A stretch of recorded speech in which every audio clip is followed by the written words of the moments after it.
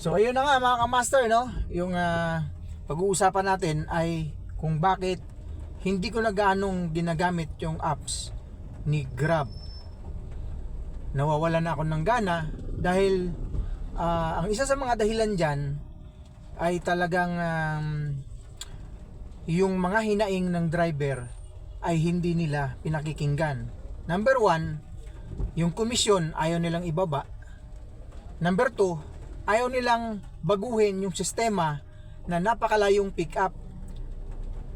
No, mga kamaster, yun ang pinaka-inayawan ko ngayon kay Grab dahil sobrang napakamahal ng gasolina at napakalayo ng pick up, talagang malulugi ka. So kaysa sa mag-iiyak ako na gaya ng ibang mga nagbablog dyan na iyak ng iyak pero nag-online pa rin kay Grab. So ako, hindi ako nag-iiyak, hindi na ako nagrereklamo. Ang pinakamagandang gawin, kung saan maganda, saan ka mas komportabling mag-online, kumuha ng pasahero, doon ka na lang. So ngayon, nag-enjoy ako kay InDrive dahil sa kanilang patakaran, no? Sa kanilang sistema na napaka convenient para sa aming mga driver na makikita mo kung saan ang drop off at ang yung pick up ng pasahero. Lalo ngayon nung mga tag-ulan, talagang naka-focus or na ako kay InDrive, no, mga kamaster, dahil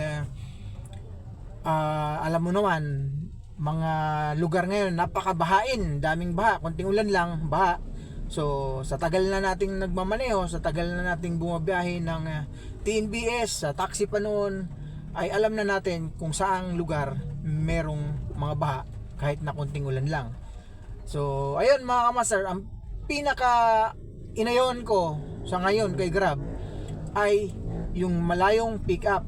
Kung noon okay lang kasi dahil platinum tayo, tinatsaga natin yon kahit na 2 kilometro, 3 kilometro dahil maganda yung incentive. So kailan ako hindi na nag-online kay Grab? Siguro mga 2-3 linggo na or 1 buwan. Basta yung naramdaman ko na kasi binago nila yung incentive, ginawa nilang cashback, 10% cashback, na ang katotohanan ay napaka lugi, no? Lugi yun mga kamaster dahil magkano lang ang 10% cashback mo sa isang daan, sa 220 pesos, no mga kamaster. So kung driver ka na alam mo na yung pasikot-sikot at alam mo yung kung lugi ka o hindi, pipiliin mo yung isang platform dahil ganun din yun ang suma, no mga kamaster. Less stress ka pa kapag naka-InDrive ka, less stress. Sa totoo lang mga kamaster, pag nandun ako sa Grab noon, nag-online pa ako, sobrang stressful, no mga kamaster, kasi mag-online ka pa lang, bubungat na sa'yo yung napakalayong pick up, no, napakalayong pick up. Tapos minsan kakansilin ng pasahero. Biruin mo, pipick up ka pa lang 20 minutes, 18 minutes. So naubos na yung oras mo, ubos pa yung gasolina mo, tapos wala kang incentive. Dati tinitiis namin yung ganun na pick up dahil nga merong platinum, may KGR na napakaganda ng pa-incentive nila. Magkano yung KGR noon, no mga kamaster? Maabot ako ng 7,000 to 8,000 yung KGR. Tapos yung incentive pa nila na yung per rush hour, no? Tapos pinalitan nila ng stake zone. Yung stake zone nun, pinakambababa 250 kapag nabuo mo yung isang stake zone. Sa isang araw kaya mong kumuha ng 4, so 1,000 na kaagad yun, yung stake zone na yun. Sa 2 sa umaga, 2 sa hapon. So ngayon binago nila yung sistema na yun, lugi, no? Kaya lang kami nagtitiis noon, kahit na malalayo ang pick up, pinipick up namin, pinupuntahan namin dahil may stake zone, magandang ang pa-incentive. At kasi pumapatak ang monthly ko nun sa incentive mga kamaster, hindi sa pagmamayabang, umaano siya, 22,000 pataas. Yung incentive lang yun pag naipon, yung every week, tapos yung KGR ko nasa 8,000 a month, tapos yung every week ko minsan 4,000, minsan 5,000, mga ganun, yung every week yun.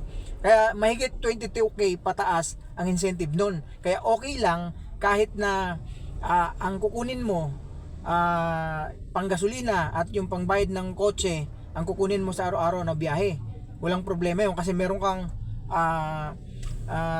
incentive na isang buwan na talagang pag binilang mo hindi ka lugi, para kang sinasahuran. Pero sa ngayon lugi ka na kasi nagmahal yung gasolina, binabaan yung incentive, so wala na.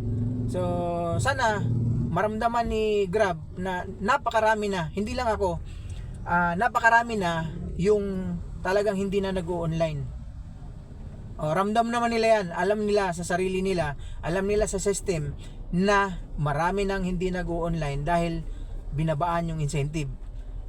Ang dami ng meeting so meeting, kung saan hinaing ng driver, kinukuha nila, pero hindi naman nila binabago yung sistema.